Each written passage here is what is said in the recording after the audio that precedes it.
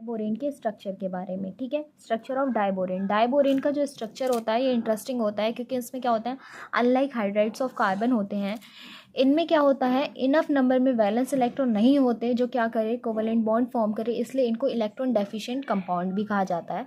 For example, in diborane the central boron atom has 3 electron on its valence shell for sharing. जो diborane होता है इसमें क्या होता है, जो बोरोन एटम होता है उसमें क्या होता है, 3 इलेक्ट्रॉन्स होते हैं उसके आउटर वैलेंस शेल में शेयरिंग के लिए, ठीक है।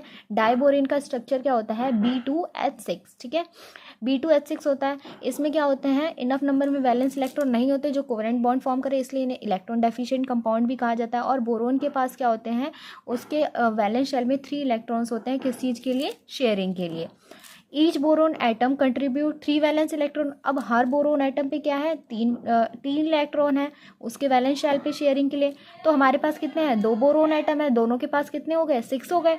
हर एक बोरोन के पास क्या है, 3 इलेक्ट्रॉन है शेयरिंग के लिए, तो दोनों बोरोन के पास कितने हो गए, 6 इलेक्ट्रॉन। अब इसके पास हमारा फॉर्मूला क्या होता है डाइबोरेन का, B2H6, ठीक है, B2H6 होता है। अब यहाँ पे हमारा क्या है, दोनों बी के पास हमारे हर एक बोरोन एटम पे कितने इलेक्ट्रॉन होते हैं, 3 इलेक्ट्रॉन होते हैं, तो दोनों के पास कितने हो गए, टोटल 6 हो गए।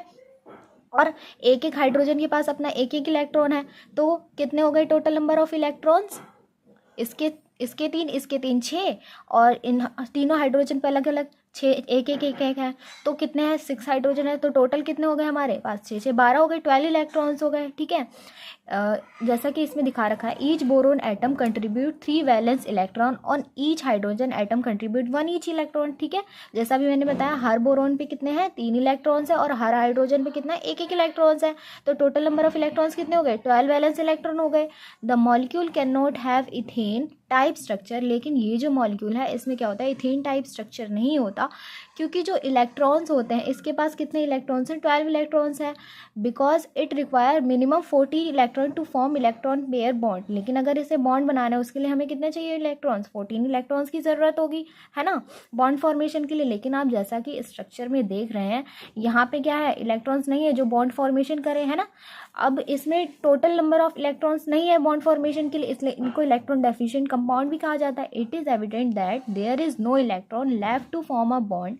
हमने देखा कि यहाँ पे क्या है, कोई इलेक्ट्रॉन नहीं है जो फॉर्म करे बॉन्ड, ठीक है। Such molecule with insufficient electron to form normal 2 electron bond.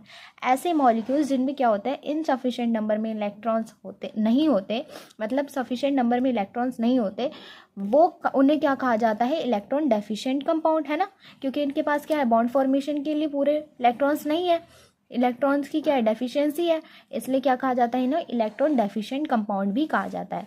अब डाइबोरेन के स्ट्रक्चर के बारे में देखें तो इसमें क्या है, डाइबोरेन का क्या होता है, B2H6, ठीक है, 2 बोरोन एटम है, और H6 2 2 4 5 6, ठीक है, B2H6। अब ये वाले जो हाइड्रोजन है, जो हमारे टर्मिनल हाइड्रोजन है, ये क्या है, हमारे टर्मिनल हाइड्रोजन, ये 4 जो है हमारे क्या है, टर्मिनल हाइड्रोजन है, और ये 2 जो है हमारे, ये क्या है, ब्रिजिंग हाइड्रोजन है।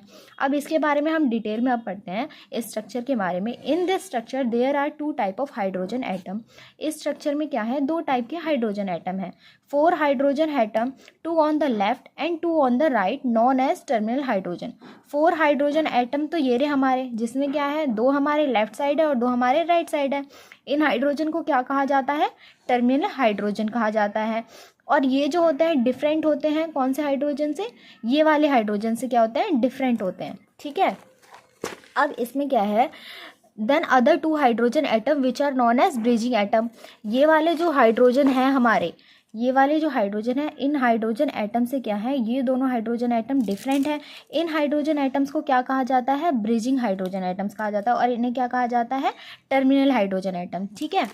अब आगे अगर पढ़ें तो इसमें क्या है, the 2 boron atom and the 4 terminal hydrogen atom lie in the same plane. जो आपके 2 बोरोन एटम है और जो टर्मिनल पे हाइड्रोजन एटम है, 4 हाइड्रोजन एटम है, ये वाले, ये जो टर्मिनल पे हाइड्रोजन एटम है, ये जो है हमारे एक ही प्लेन में है ना, सेम प्लेन में है, एकदम स्ट्रेट सेम प्लेन पे है ये वाले हाइड्रोजन हमारे, ठीक है, लाई कर रहे हैं सेम प्लेन पे। अब क्या है इसमें, while the 2 bridging atom, one above and the below, are in a same plane right angle to the rest of the molecule। और जो हमारे किस पे हैं, ऐसे वाले हैं, यहाँ पे एक बोरोन था, एक यहाँ पे था, है ना। कैसा था हमारा स्ट्रक्चर, एक बोरोन यहाँ है हमारा, एक बोरोन यहाँ पे है, यहाँ पे दो स्ट्रक्चर, यहाँ पे दो, और एक हाइड्रोजन यहाँ पे है हमारा, और एक हाइड्रोजन यहाँ पे है। ये वाले सेम प्लेन पे लाई कर रहे हैं और ये वाले जो है ये सेम प्लेन पे लाई कर रहे हैं, है ना, ब्रिजिंग एटम वाले। अब क्या है इसीलिए इसको क्या कहा जाता है, इस स्ट्रक्चर को ब्रिज स्ट्रक्चर भी कहा जाता है।